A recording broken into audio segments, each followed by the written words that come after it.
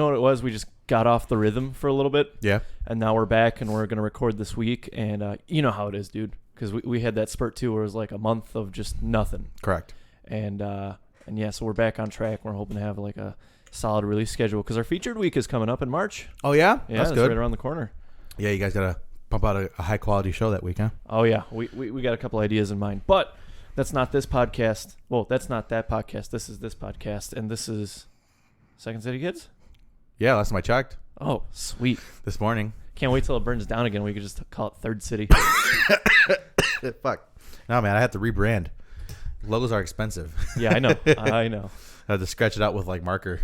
Third City Kids. Doesn't even ring off the tongue. I would just change the name altogether at that point, I think. Hi, this is Jake, and this is the Jacob podcast. Today we're talking about Batman and Mortal Kombat. Yeah, basically. Sometimes both. Yeah, right? Yeah. Anyway, but yeah, dude. I got this like Cough. No, actually, the cough hasn't really been there. It was actually I had a sneezing fit last night, and I always believed that it was always better to sneeze than cough. Right? That was like my belief. But as I'm getting older, I realized that the harder you sneeze, it gets really close to feeling like a heart attack. Holy shit! So it's not. I don't think I like either. Can I just not? Can we just not? Yeah, can we just, from the orifices, just no. Yeah, I would really appreciate it if I just didn't sneeze or cough. My friends are always terrified because I come from a family of very loud sneezers. So I mean, you've seen my setup in the basement. When my dad sneezes, you could fucking hear it clear as day, like he's in the next room. Yeah, and then I do too sometimes. You know, I'm a little more socially aware than my 70-year-old father, who officially retired this week, by the way. Oh, congratulations to him. Yeah, but when he sneezes, it's like the shot heard around the house. Yeah. What's he gonna do? What's he gonna do with all his free time now? Well, he's been kind of helping my mom out. So he's been like cleaning, he's been cooking, he's been walking the dogs, which is kind of why we got him in the first place, so my parents don't get bored. Wait, your dogs or your dad? That's kind of why we got your dog or your dad. As far as walking them. Yes. So you got the dogs to walk your dad, or you got your dad to walk your dogs? A little bit of both. It's a dude. Oh man, I saw this. It was a half corgi, half black lab mix last night. That fucker was cute. Yeah. But yeah, like I don't know, man. You know, the thing is, like, when you stop moving around and you stop doing something, you know, you start to deteriorate. So hopefully he finds something to do. But something to fill his time. Yeah, I was saying, like, take like a pottery class, or I don't know, maybe something. Do crosswords. Just be careful, because you might find your dad, like, you know, maybe making alcohol in the basement or something like that. We already make alcohol in the basement. That's a good point. It's not anything new. That's a good point. Yeah. Polish people, man. Not gonna get into that. Other than that, Gabe, are you ready? Oh yeah.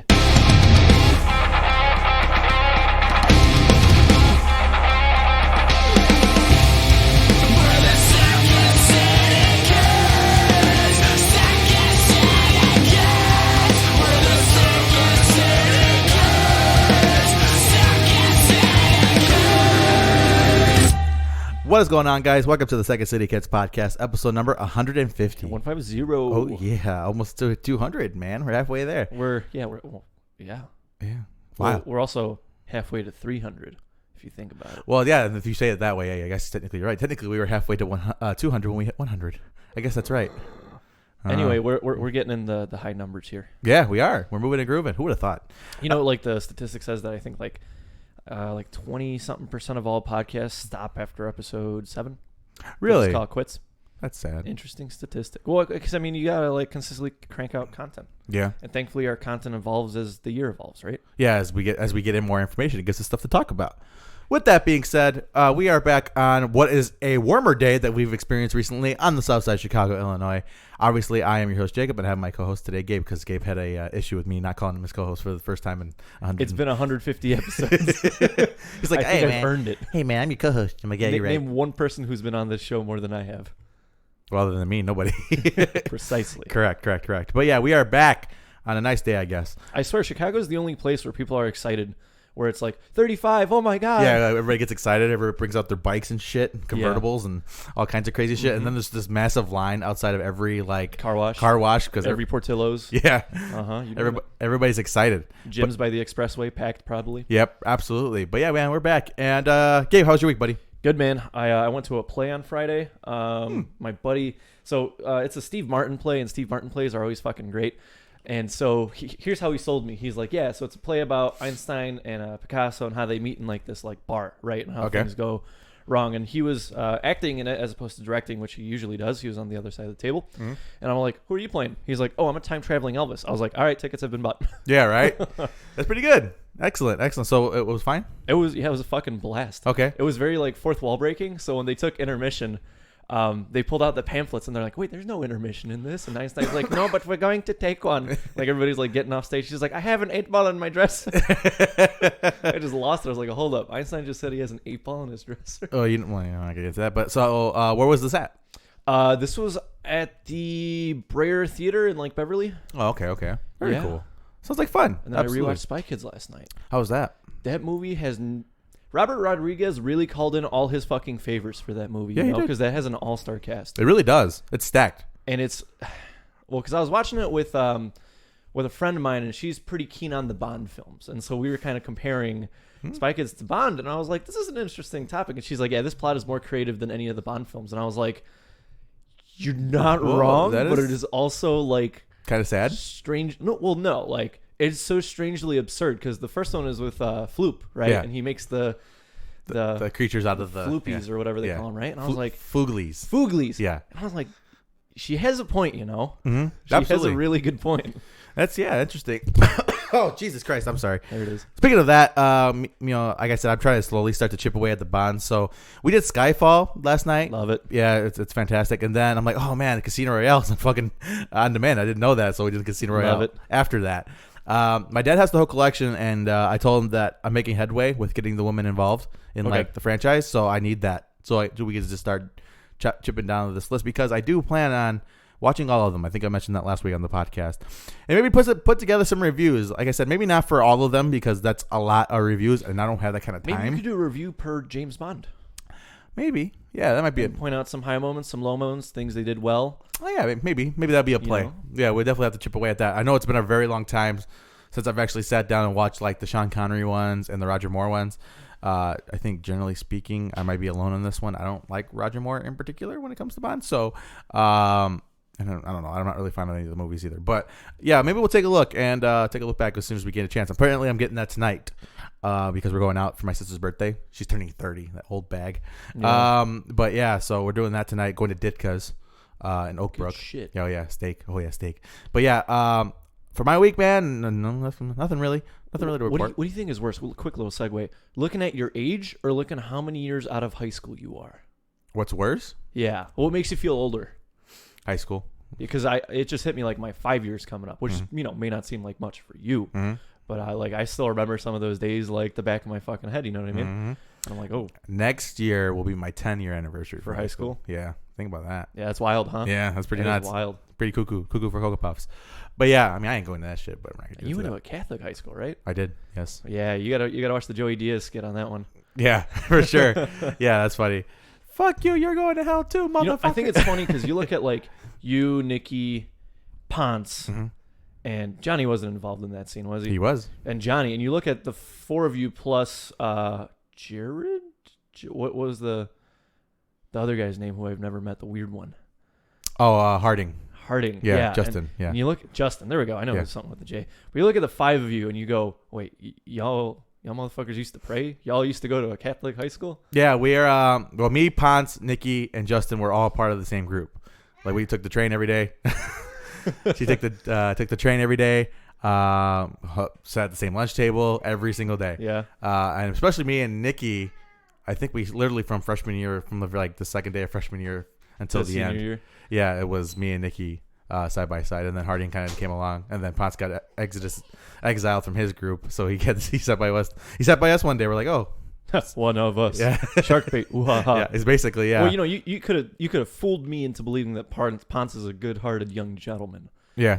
Because he comes off as it if you don't know him. Yeah. If you know him, he's a degenerate, right? Like the rest of us. It is what it is. A little bit. And I thought it was kind of funny. And then near the end, this guy named Bobby O'Brien joined us, and he's the guy who's dying in Designer, the rapper, the emo rapper that is very popular these days. He sat with us, and like I said, I remember very in particular him because he was in a deathcore band. Him like making that transition from one to another. Elisana, can you hear her? She's having an exorcism. I'm trying to see if Maybe she's just registering. faintly in the background. Yeah, probably. That's okay. But I mean, like if you look at a good chunk of these quote unquote emo rappers, whatever you want to call them now, like Suicide Boys used to be in a hardcore band. Yeah. And that just never took off. And they said, let's do something else. And if you listen to it, you could hear the roots. They're still there. Mm-hmm. It's not like it was like a phase or they totally dismissed it. But Correct. I think it's interesting. She's just going at it. Open door. Yeah, somebody call a priest. Dude, we worked with her or taught her to react to a force choke. So yesterday she was doing this. I'm like pretending to be choked, and then I flipped it up on her, and she kind of stood there for a second. Then she went, they're like, yeah. So good parenting, but yeah. So that's good. I don't know how I feel about that. Yeah, good for you because we're Star Wars fans, but that's your daughter. It's force choke. I'm just saying.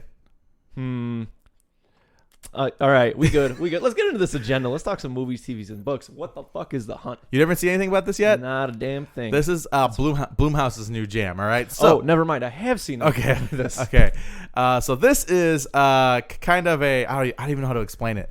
It kind of takes place in like a Hunger Games kind of environment. Yes. But the background is, instead of being like a post dystopian like world, it's like us today. And the split is conservatives versus liberals. And the way they framed it is that you can't... What the purge should have been? Yeah, well, that. But you can't tell... Who's who? Who if, like, this is actually happening or if it's not really happening. Is this somebody making shit up? Is it happening in their head? Like, you can't really tell the scenario. There's like a party game like that. I think you need, like, at least 6 people to play, but, like, the group is split into, like, liberals, fascists, and the one person is Hitler. Like, one person is, like, a literal Nazi, and you're supposed to oust... Okay, yeah. So something like that. But like I said, it kind of takes place in like this, it's a TV show thing, which is kind of like the Hunger Games, like I said. And it looks very unique. And apparently, people try to get this movie stopped being made. Somebody somewhere did not want this movie to be made. And Blumhouse is like, well, fuck you. But they're looking at the dollar signs because any movie with that kind of controversy attached to it is going to do well. Fuck the dollar signs. This is Blumhouse. Yeah. And you can make an argument that about half of their movies are there for the creative and artistic endeavor. Absolutely. Yeah, absolutely. Blumhouse is one of those studios where, like I said, it's this weird mix of really, really great films with really, really shitty ones, and they don't even care. Bad news. What? Free delivery on Chipotle today. Oh, man. The gods whispered it in my ears. Yeah. Anyway, but no, I definitely saw this, and this is what I like about the agenda, where it's like, have you seen this? No. Oh, wait, never mind. Yes, I have. It looks like a fun film, and you and I always speak well about the concept of the Purge films. Yes, we love it. And what they should have done, mayhaps, to steer the course of the profit margins into a better position, right? Correct. And I think this will, I don't know if it's going to do well, but I think it's going to move this political horror into maybe its own subgenre, which I'd love to see. Absolutely. It's definitely an interesting take, an interesting look. And like I said, Blumhouse kind of it pumps out stuff that anytime... It's one of those few companies that when I see their name attached to it, I'm like, okay, what's that? Them and A24. Yeah, them, Naughty Dog. Like when you see names on a bill, you're like, I got to check that out. Yeah, we got to at least look at it. Yeah, for sure. So it's definitely on the agenda. I tagged the woman in the trailer. She's like, yeah, we got to see that. So I want to see Fantasy Island still too. So that's out, right? Yeah, that's out. We're going to try to hit up the movies. What? That was your toe? Ankle. Oh, God. Yeah. I'm just saying, Gabe. I was not responsible. Didn't have it in my house. Please don't make my insurance rates go up. Yeah, I got you. I got you. But so let's talk about the bats. Yeah, so we finally got our first look of Robert Pattinson in the bat suit. So naturally, anytime this happens, regardless of the movie's eventual acclaim or not, there's always a massive shit fit on the internet, right? So we saw some footage. We saw what he looked like. It's kind of like that early Joker footage that we got, when the new Joker movie was coming out. Some shadow play, some interesting detail on the suit, and the Pattinson chin. Yeah. So, what's your opinion? I dig it. I like the suit. You could totally tell it's Robert Pattinson. He just has that facial structure. Mm-hmm. Especially the lower part of like you said, his jaw, his chin area is very distinct. Very descriptive. Yeah. You know what I mean? It's distinct. There we go. That's the word I was looking for. I dig the suit. We only got the upper torso, shoulders, head area. From what I saw, I dug it. I think what's going to pull it together is how he maneuvers in the suit. Because which one was the one with the cowl that was attached to the back? There was the first 3 Batman were like that. Yeah, there we go. And that you could not move your head in that thing, but it comes down to the mannerisms and the idiosyncrasies. Does, the suit may fit him, but does he fit the suit? Yeah. That being said, he does look good. Yes. There's only so much you can tell from. What's actually kind of funny about the whole evolution of Batman as a character, and this is something that didn't happen till Bale, but the voice is also important at this point. Because, like, previously to all the other Batmans we've seen, like, in film... It was the actor's voice. It was the actor's voice just pretending to be themselves. And you would think that somebody would be like, well, you sound exactly like Bruce Wayne, and he's not here. You know what I mean? Like, you would think somebody would make that connection. Well, in Bale's Batman, he's kind of like, he changes his voice a little bit. He woke up, smoked a carton. Yeah, correct. And it almost came like a meme upon itself, especially by the end. I mean, it worked well. Yeah, absolutely. And then with the Batflick ones... He had like this digital voice changer, which kind of alleviated some of that need to, meme it up. But I wonder what they're going to do with that. Are they going to, because off the top of your head, does he have a Batman-esque voice just like his normal? He has a pretty gritty sailor voice from The Lighthouse. Oh, okay. I don't know if he's going to take that over because it has like a bit of an English accent. Mm-hmm. And, the movie's set in like the 1900s. But also, he's English. Oh, yeah, I guess that's a point. Yeah. But, I don't know if he's going to take that over. But, yeah, he does have that kind of grit. Okay. Interesting. I wonder, because like I said, it's come kind of a part of the whole Batman as a character now, as the voice, and something that we didn't really think about up until recently as far as what he sounds like. So, it definitely looked cool. I like the red tint that they had on top of it. I like how the suit was actually kind of slimmer, at least based on what we saw. From the last Batman. Yeah, definitely, because he was jacked. But definitely looked slimmer and maybe a little bit more of an agile Batman, a little less of a bulking. I'm telling you, man, we got to get Batman Beyond on the live screen. Yeah, and that's when I saw it. I'm like, he would be a great Batman Beyond. I think you mentioned that. Michael B. Jordan. That would be good too, actually. Yeah. Are you kidding me? He has the whole hothead getup. Yeah, that's not wrong. And then who would be a good old man Bats? Oh man, in that aspect. Oh, sweet baby Jesus! Why can I not think of his fucking name right now? Allen Guinness. Ooh, as Batman, as this old I'm fucking retired kid. Yeah, I like that. Okay. Give him some gray hair. Tell him put on like 10, 15 pounds. There you go. Be bad. Yeah. Oh. Now another thing that this brings up, and I think I thought of a way to them kind of work their way around it, because obviously I don't think they were anticipating having to recast Batman in this DC universe thing. I'm just trying to figure out where this is going to fall, because obviously the Batman in the whole greater arcing DC universe thing is an older Batman. So where does this tie in? Is this supposed to be Batman maybe when he's starting out? Maybe do something in the 90s? Can it tie into the Joker if you wanted it to? Maybe do a Batman in like the early 90s or something? I don't think it's going to matter. You don't think so? No, because what we get, the Batman evolution and the Batman new actor thing has been a thing since the 60s, right? Mm-hmm. And that's just been a thing where the DCU has only really kicked up in the past, I wouldn't even say 10 years, maybe 5, 6. Yeah. And I think that the Batman solo films are going to be like the X-Men. They kind of exist in their own space. Mm-hmm. And whether they want to tie that in or not doesn't matter at the end of the day. Well, I think the problem is that everybody expects it to tie in, I think everybody expects these things to be all together. That's when it's DC, we got 6 more months till we get a hard reset on the universe. That's and the only person that's still going to be on the payroll is Gal Gadot. Correct. Which is rightfully so. We talked about that. They got some footage of her or a great picture of her on Entertainment Weekly. Michael B. Jordan as Green Lantern. Yeah. Or Idris Elba as sweet baby Jesus. What was the from Justice League Unlimited, the Green Lantern's name? John Stewart. Yeah, I believe it was John Stewart. Yeah. Now that is a casting choice. Yeah, that's not bad. That's not a bad look. Let's get a good Justice League movie. Yeah, well, yeah. So that's the problem, though. Like, how are they going to tie these all things? Because you can't have the Justice League without Batman. It's impossible. So it's kind of hard to see where all this stuff is going to land up in the future. And speaking of which, I think this is that next? Oh, actually, I didn't take it off. So what's it called? Birds of Prey kind of flopped. And not because people are saying it's a bad movie. From what I'm hearing, actually pretty good. Proper film. Yeah, it's pretty good. So it's kind of flopping at the moment. So they took it upon themselves to change the name, which I actually kind of understand, because the previous title was Birds of Prey: The Fantabulous Emancipation of One Harley Quinn. Okay. On the what's it called? The marquee. Yeah. Is going to be Birds of Prey, and if you don't have any prior knowledge to this, you're going to not know that it's related to anything like Batman or the Joker or anything like that. So they changed the name to Harley Quinn, Birds of Prey. I think it was the right call. I think a little too late, though, because I think kind of the damage is done in that regard. Should have been it from the beginning. Yeah, probably, because you got to put your star like front and forward on that. And I understand they kind of want the stylized kind of a title, which that sounds cool. Sounds like a fucking My Chemical Romance song. But I don't know. So they changed the name of it. Like I said, from what I heard, not a bad movie. So it's just a little interesting moving forward what they're going to do with it. If it, how long it's going to last. Good copy. Yeah. So let's talk about some Stranger Tides and Stranger Things. So Stranger Things 4 From Russia with Love. I love the aesthetic, love the look.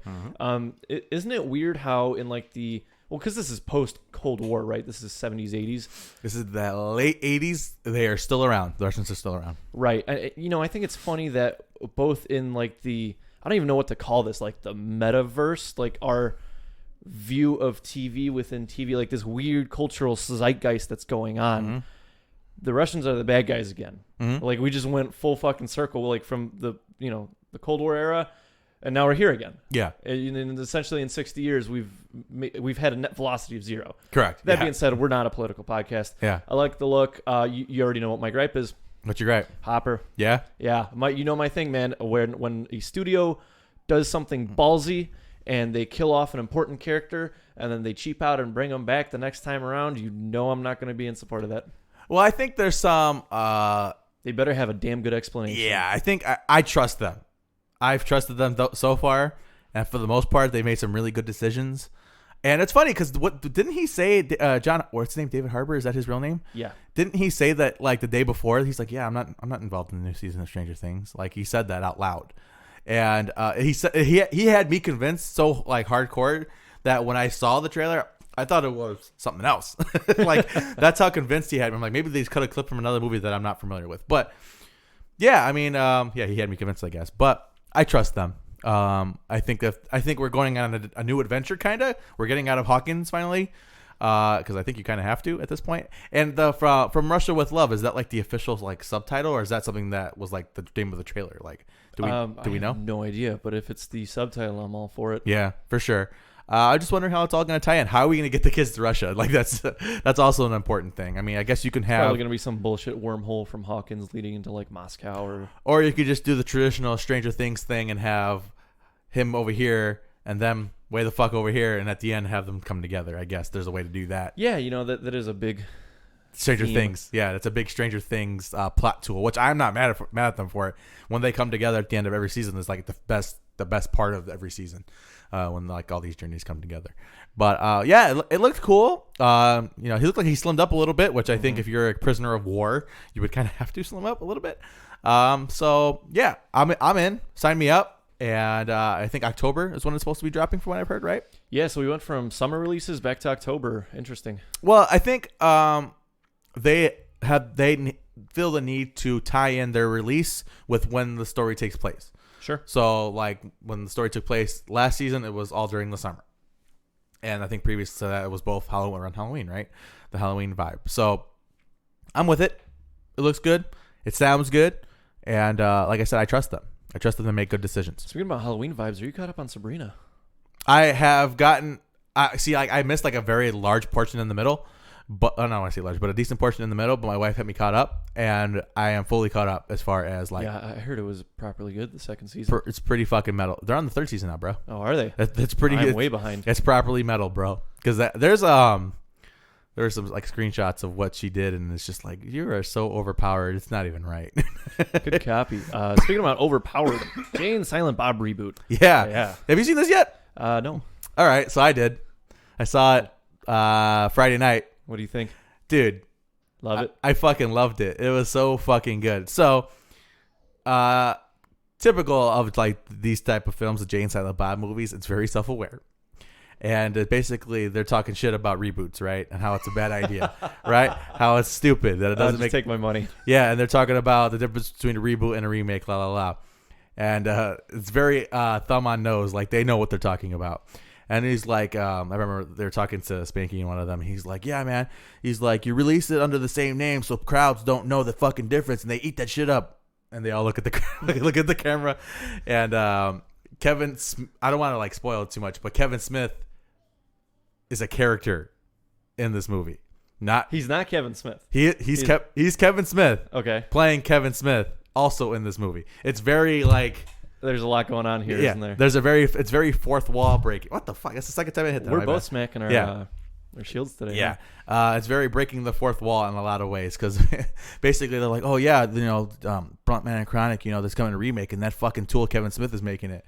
And then and then there's like things where they're like looking at next to each other. They're like, what's going on here? You look like the director. He's like, I don't get it. Shit like that. And a lot of callbacks to the previous stuff.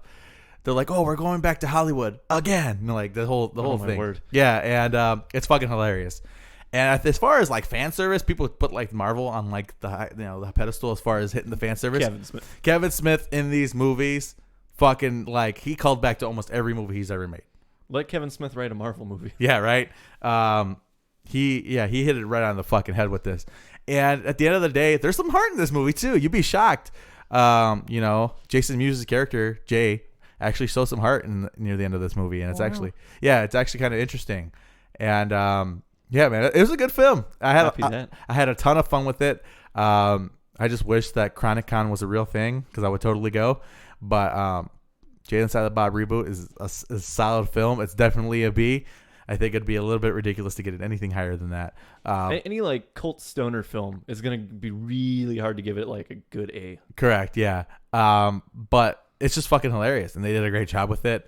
And I just love the callbacks. And like I said, if you're a fan of anything he's ever done previously, or if you've seen everything he's done previously to this, it's just perfect. It really is.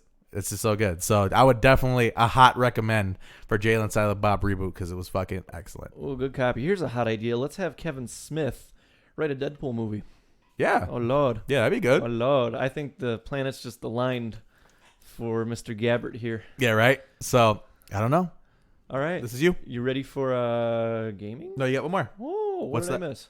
Oh, no, this is me. I put this on here. Lovebirds. Have you seen the trailer for this? No, it is Lovebirds. This is a new movie that's coming out that's framed. When the trailer drops, it's framed in kind of this romantic comedy kind of a vibe. And it turns out that it's kind of like a comedy movie because basically these two people, the Lovebirds, they're together and they go through like kind of the initial romances and stuff like that, get married and whatnot. And then one day they're driving and somebody's like, there's a criminal, get in the car, la la la. So they steal his car and they're in the car and they're kind of like, what the fuck's going on? And meanwhile, like the guy who's the cop, who they think is the cop, is like running over people and like running over the guy he was chasing. And in the middle of it, they're like, I don't think he's a cop. So like he like cold blood murders this guy. And oh boy, they are implicated in that because it's their car and they were the scene of the crime. So they're kind of like running away. So it's kind of like this comedy, crime comedy kind of a movie where they're just trying to get away from the scenario, but the scenario is hunting them down. They're on the news and shit. And it's kind of a funny thing, framed up kind of funny. And two actors, I don't know. I mean, I'm not up to date with the newest and latest in Hollywood and stuff like that. But yeah, it looks funny. So I'm definitely going to check that out because the woman was all for it as well. So Lovebirds, check it out. Good copy. Let's talk some gaming. What is Anthem 2.0? So basically, BioWare, EA have announced that they're going to be overhauling this whole game, basically. Yeah, about damn time. Yeah. I guess it was decided that they didn't want to just let it go and let it die. Maybe considering the resources they've had put into it. And they decided that they're going to fix up the game and try to make it playable, maybe. I don't know. And that's their plan moving forward. Anthem will be getting a big overhaul and a different look. Good copy. I think it's always better to admit and then clean up your mistakes as opposed to, because damn well they could have just abandoned this project. Yes. If you're looking for a really good, I guess it's like a mockumentary, but it's still really, this YouTuber by the name of Internet Historian did the entire thing on No Man's Galaxy, or No Man's Sky. No Man's Sky, yeah. And how they went from hero to zero, from zero to hero again, and just the kind of progress and why everything happened, but it's in a very like good satirical fun way where he pokes at fun at like everybody involved. Yeah. Check that out. But yeah, no, it's a good thing, man, because Anthem was kind of the joke of 2019. Absolutely, definitely one of the largest flops for sure. But yeah, I mean, I would put it kind of that same category where maybe they promised too much and they weren't prepared to deliver on some of those promises, and that's a big deal. Deadline, studio involvement, publisher involvement. Well, we talked hard about the whole working boxes. What was going on with them and internally at BioWare, and kind of the whole them falling apart at the seams and whatnot. And that's the word out on the street, is that BioWare is going to be fixing this and changing it and altering it pretty heavily moving forward. Now, obviously, I'm sure they have not put a date on that, because that would be counterproductive. I think you should work on it and release it when you feel like it's ready. And kind of you could almost be like, well, Anthem's back, and kind of make it a bigger deal, because... what like weirds me out? There is an update for Modern Warfare where it makes the game smaller in size. I don't know if it came out to console. It came out to PC, though. What do you mean smaller in size? So it's an update that reduces how much space this thing takes up on your computer. So it'll take it from, I think it's like 120 gigs to like 80. That's crazy, right? How do they do that? Like I said, it's memory redundancy. We can get into the whole fucking dynamics, but we're not. Yeah. But yeah, it's weird, huh? All I know is that when I updated my new season of the new Modern Warfare, it was like 60 gigabytes. That's fucking off the wall. They need to fix that. I mentioned to you that I love the kind of, it might just be my high school days calling back the thick edits, bro, and like the the really raunchy like rap music over like all like this dude just going stupid on Modern Warfare. That community is alive and well, my friend, and it is just strangely entertaining. Yeah, absolutely. I know, because they're actually doing a pretty good job with keeping this Call of Duty game like up to date and like raring to go. Like I said, well, akimbo pistols are back, so yeah, that's nice. So don't speak too soon, my friend. That's true. That's a good point. But like, I actually kind of like this touch with the big ground war game mode they have, which is essentially Battlefield. They like pieced together a map of previous maps they've released, like and from all the other games and stuff. Oh, that's cool. So so you kind of like and then Vacant's back. Shipment, obviously. Rust is back. Yeah, I heard about Rust. So. They're doing pretty good. I mean, I think they should cool it down with the size of these damn updates, because that's ridiculous. I think it's literally just deleting one game and adding another, basically. Yeah, it's interesting for console. Yeah. Because for PC, like I said, they just dropped that update that made the entire package smaller. That's very strange. Still kind of boggles my mind, but whatever. Yeah. Speaking about smaller packages, Rainbow Six Siege, new season, Void Edge. Yeah. A Void Sledge is what we're talking about here. But so I didn't actually see the operators. So what you're about to run me through will be the my first impression. Alrighty. So the operators, one's called Oryx. He's a bull. Huh? He's a bull. Yeah, kind of, sorta. Okay. And he is a defending operator.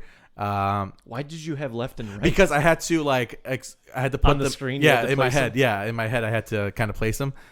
His ability is basically he can climb upward through hatches. He is a 2-speed, 2 armor.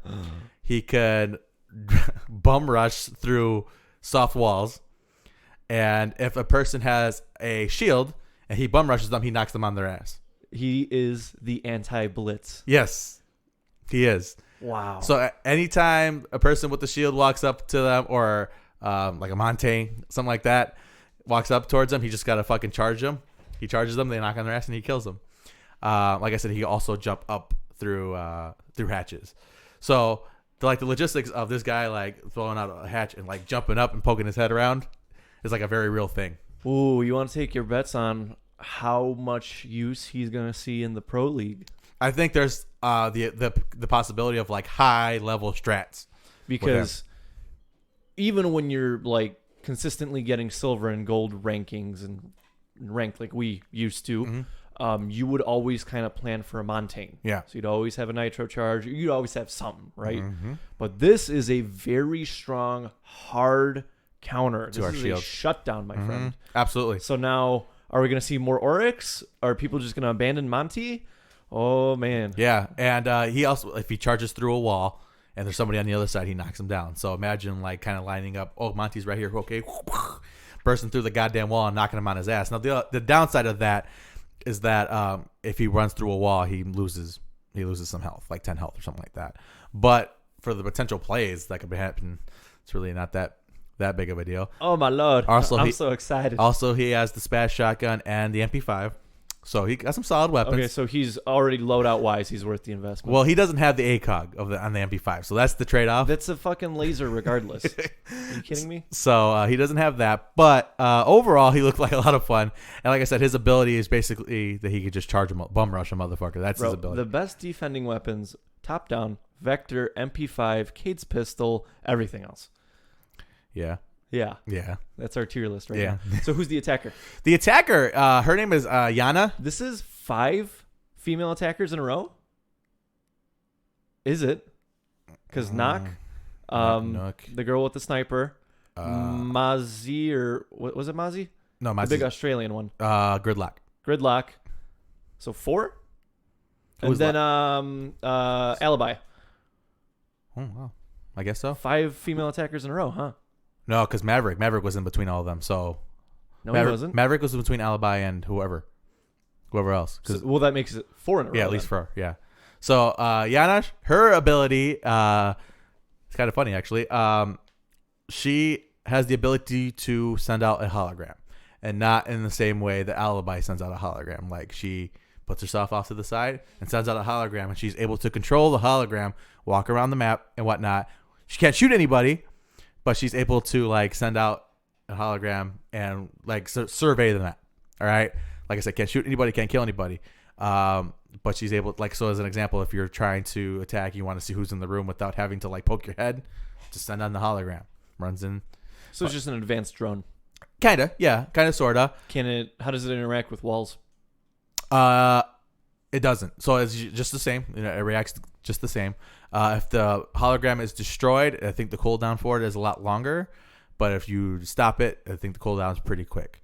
So I kind of look at it like almost in like who has that? Oh my goodness, who has that? Oh, fucking like a low key, like in Smite as an example, or maybe not even that. What's their fucking name? Morgan. How she was able to like kind of send like a fake version of herself into like a fray and kind of have her back out. So like there's potential for like high IQ plays, like you're caught in a corner, you throw out your hologram, run over there, he loses track of you, and then you fucking pop your head out and kill him. So yeah, that's the attacker. All right. And where are they from? The country? He is from Jordan. She's Dutch.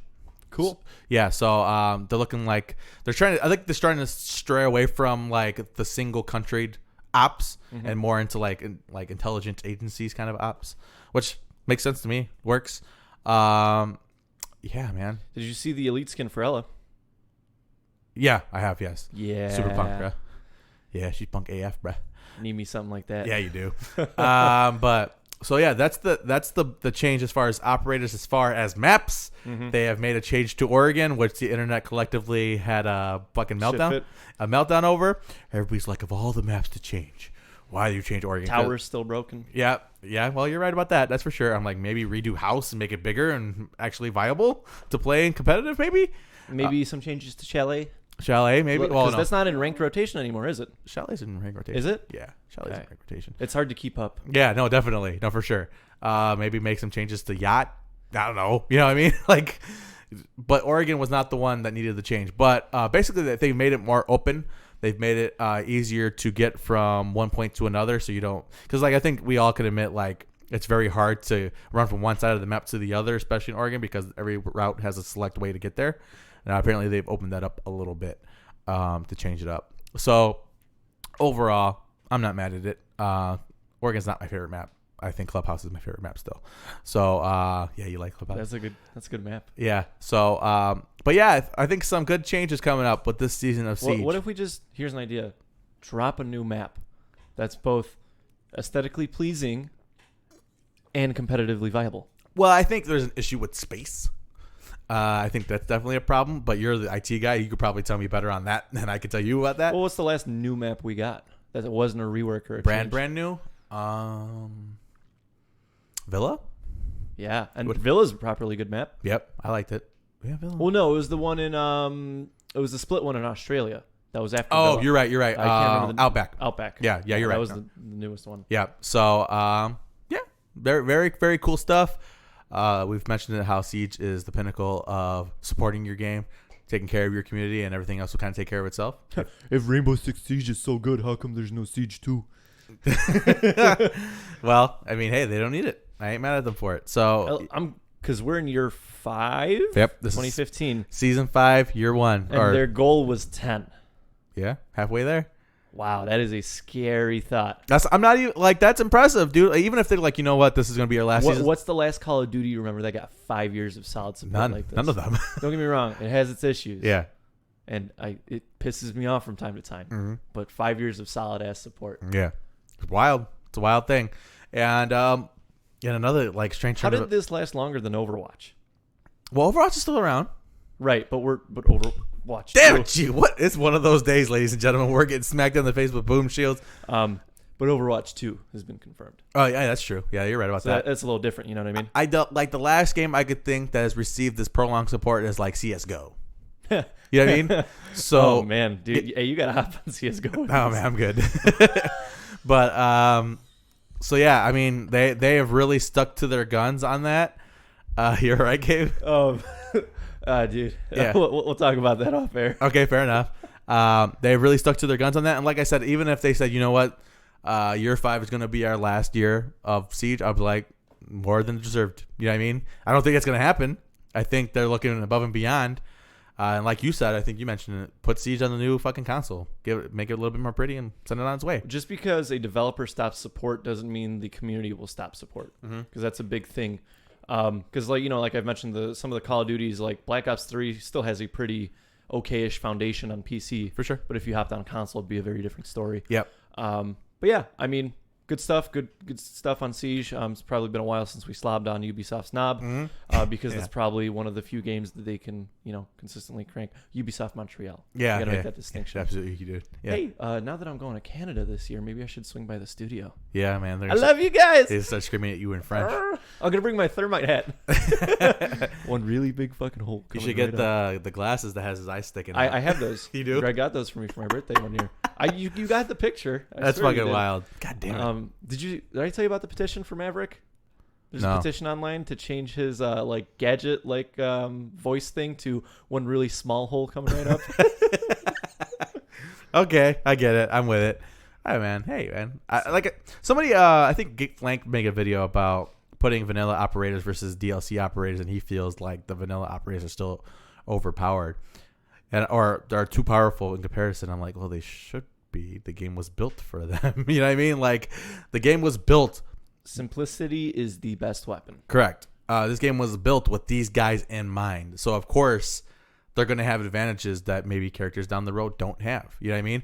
The maps that were launched with the game were built for these guys. So, like, sure, listen, man, there's a reason that I still main thermite. Absolutely. There is a very good reason. Absolutely. I mean, Doc, I still main Doc sometimes on defense majority of the time. Oh, man, I got that elite skin for Doc. Mm-hmm. That master peeker skin for Doc. Yeah? You like it? Yeah, we get sweaty. Anyway, speaking about getting sweaty, let's talk some music news and reviews. Before we dive into anything, did you see the snippet of Knocked Loose's surprise set at LBD Fest? Where it looks the triad of Garrison's scream Dead Ringer? It looked ridiculous. Absolutely awesome. Yeah. It looked like a skate park. Yeah. And just everybody was there. I love that shit. Why the fuck do we not get more of that type of stuff? We got Furnace Fest coming up. We got This Is Hardcore, which, by the way, you should watch Gulch's set from This Is Hardcore 2018 or 19. I can't remember.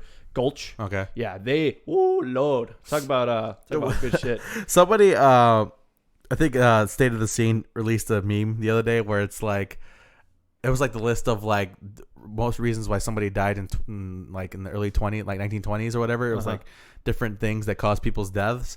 And he's like, hey, look at fucking This Is Hardcore leaked its lineup, and it's just all these random names of fucking like, oh yeah, I saw that. Yeah, like fucking crazy shit. Oh my god, it made me die. But so yeah, man, that's pretty good. Also, every time I die, they've been kind of quiet onto the season, but they announced the 11th and 12th of December, so I will be in Buffalo. Correct, you will. And I will be. I forgot who. Was it Hate? What's the name of that fucking Hate 5-6 or whatever? Yeah. I think they got full. Filming rights. No, set list for that. So they released like a little teaser earlier this week. They're gonna be getting all the full set stuff that they saw and they're gonna be putting up on their website. Good stuff. That new album's coming along well, according to Will Putney and the guys. They're funny. They're swinging, man. And Keith said they're gonna be playing some new shit at this 312 show. Mm-hmm. So that's gonna be fun. Yeah, it sold out. Did it really? Yep, sold out. Good stuff. Yep, Good stuff. So, again, just more hardcore Goose Island. That's all we need. Get it in the acoustic room, man. The wood room. Give me fucking Goose Island Hardcore Fest 2021. Goose Island Hardcore Fest. I'm all over it. We got Code Orange. We got yeah, don't fucking get me started, man. But yeah, so with that, it's Census Fail is in the studio.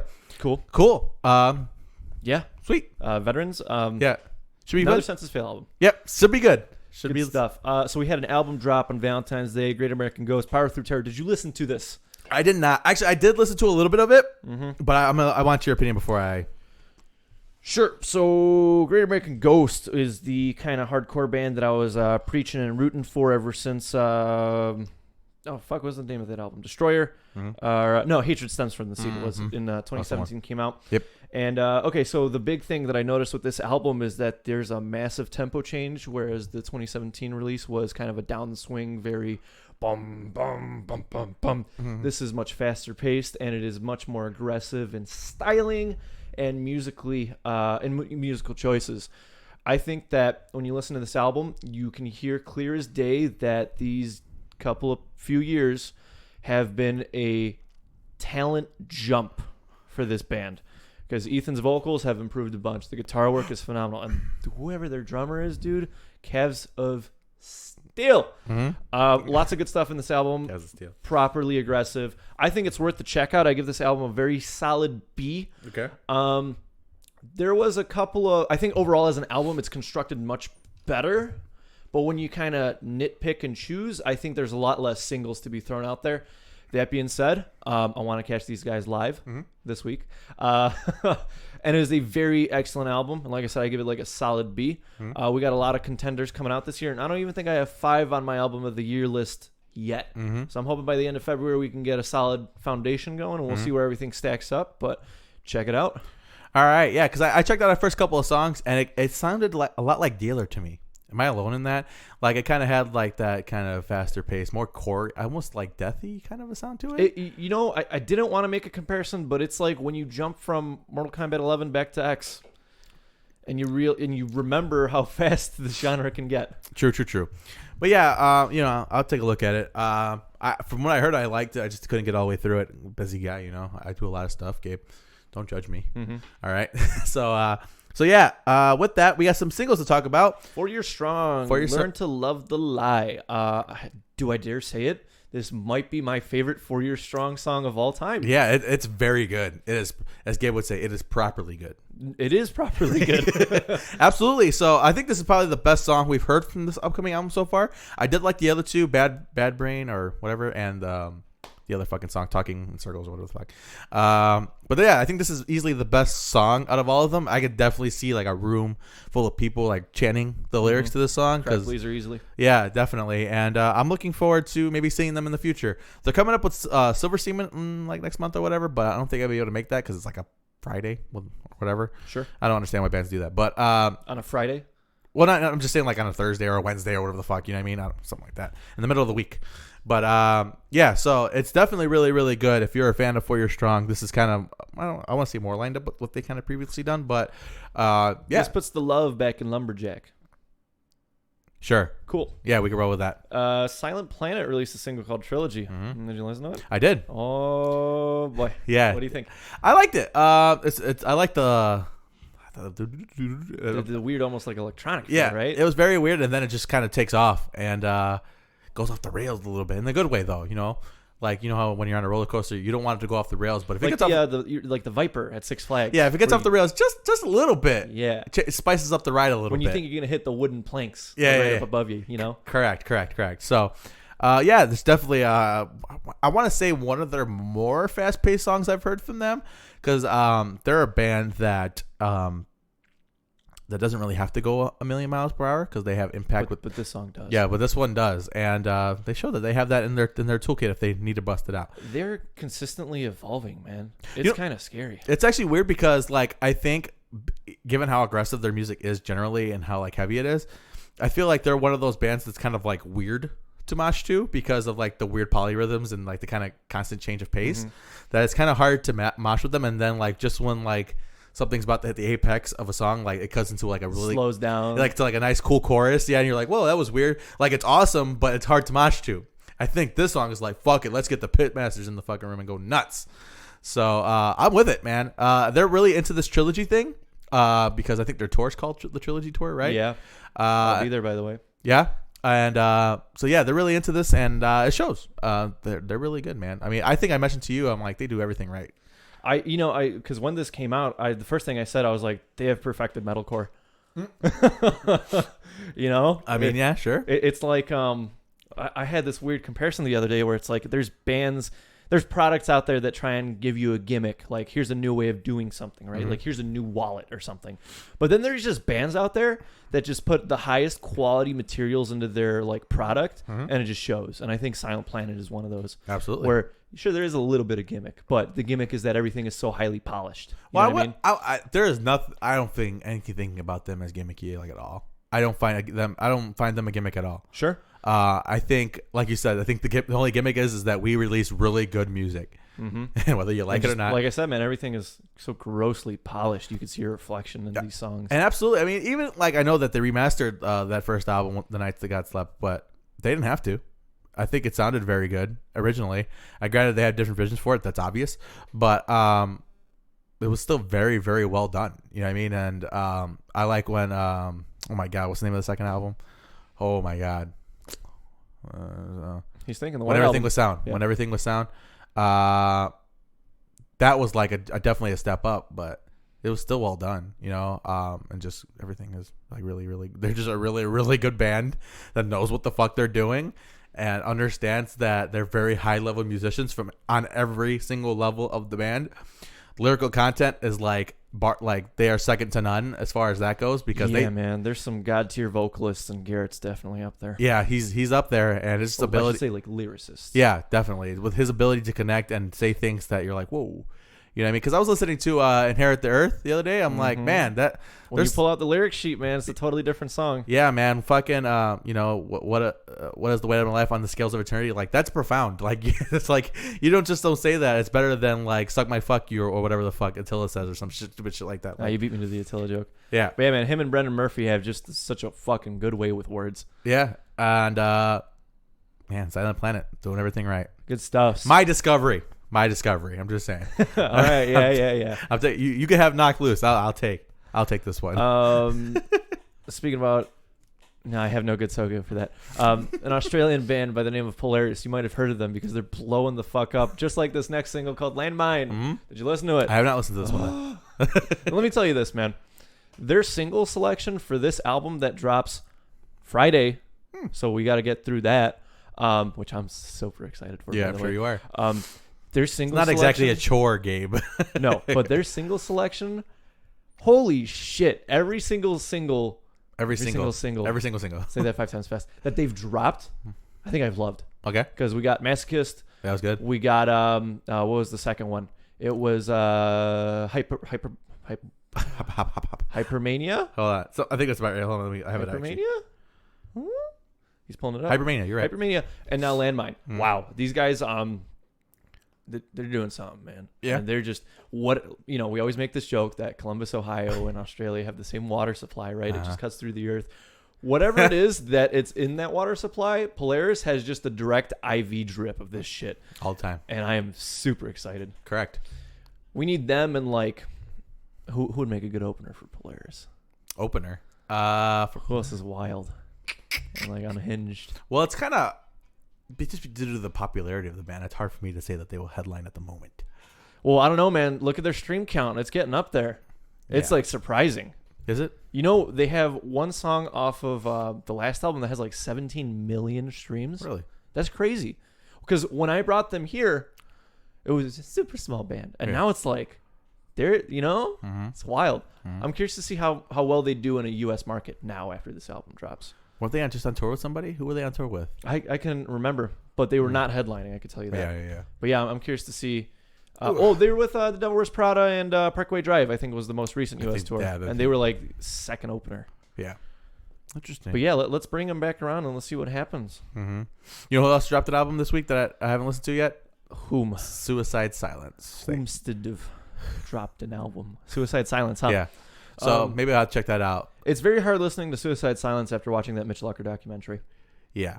Especially the Mitch Lucker stuff, right? Because now you have all that like contextual knowledge, but like even more so some of the newer stuff. But yeah, I mean he's kind of a hard person to follow up on. You know, Punk Rock MBA says the best. He was the face of deathcore for a while there. Literally, when you think of deathcore, you picture him. Like there's maybe a couple of other people, but not as big of a personality. No way. Yeah, no way. It's kind of funny because all considering like the dude had anxiety problems and whatnot, so you would think that he didn't want to be that guy. Yeah, that he couldn't be that guy, but he was. You know, that's wild. Yeah. I actually wasn't too far from where he had his accident because I was also in Florida at the time when I found out. So really interesting. Mm-hmm. But yeah, man. So we got anything else, Gabe? You know, I thought I did. I swear I did, but maybe not. You do not.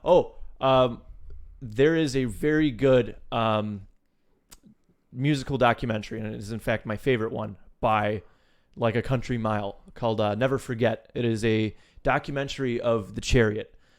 And if you're wondering why I've been on this Chariot kick, it's because that thing almost brought me to tears. That documentary. Really? Yeah. It's 40 minutes. It's not anything crazy, but it is probably one of the best pieces of like musical history and documentation and kind of capturing why they were so important. Mm-hmm. What's your favorite documentary? Overall? Mm-hmm. Oh, Dear Zachary's probably up there. Oh, yeah, you did mention that. That one's fucking brutal, though. Don't watch that if you're in a good mood. Yeah. This one's at least top 5. Okay. I'd have to sit down and really think about it because it's been a while since I've watched one, but I do enjoy them quite heavily. But yeah, check it out. Never Forget. This dude went on tour with them for the what do they call it? I can't remember. But I always want to say thank you, good night, but that's Vanna's. That's Vanna's, yeah. Watch it. It'll make you remember why this band was so important and why there will never be another band like the Chariot. They were nuts, man. Yeah, when I saw them, I'm like, whoa, what the fuck? These guys are performing on a whole different kind of level than everybody else around them. I caught them at the Bottom Lounge, man, and I think that's when they broke up. Mm-hmm. So that was insanity. Yep, that's good stuff, man. But yeah, we got the 10-year in November for Long Live. Long Live. Ooh. Let live, long live. Yeah, we're just gonna bring back all of the like 2010s goodies, man. But yeah, all right. So maybe we'll cover that up. And you said it's coming up in a couple of weeks. You said what is the 10-year is in November 23rd. Oh, okay, so we got some time. We got some time. I do believe we have not I Set to Kill, Killswitch Engage. I don't know what happened there. Yeah, we got Kill mixed up, but Killswitch Engage self-titled is coming up. Really? Yeah. So we're gonna have to do a 10-year on that. I sent you a list of albums that turned 10 this year. Sorry, I was doing getting my Howard He's Jones ready. on. He is ready. But yeah, so that's good. That's good stuff. Gabe, I think that's episode 150 of this. Is that 150? I think that's 150. Okay. Yeah, that is episode 150 of the Second City Kids podcast. We will join you guys here next week for episode 151 of the Second City Kids podcast. Don't forget that we are also on YouTube as well. We auto post over there. It's nice because we don't actually have to do anything. Correct. Yeah, it's because otherwise I would be really lost and confused because I am completely inept. You guys don't even understand how difficult it is for me to understand how to even roll sound on this show. It's a hassle for me, you know. But yeah, so that was episode 151. See you guys next week for 150. What did I say? 150. 151. This is 150. 150. We'll be back next week for 151. Oh, 151. That's how numbers work. They go up generally. Well. Or unless it's our economy, then it goes down. Not gonna get into that. We're not a political podcast. See you guys next week. Deuces. Oh, it didn't go. Oh, that's smooth that time. Because you.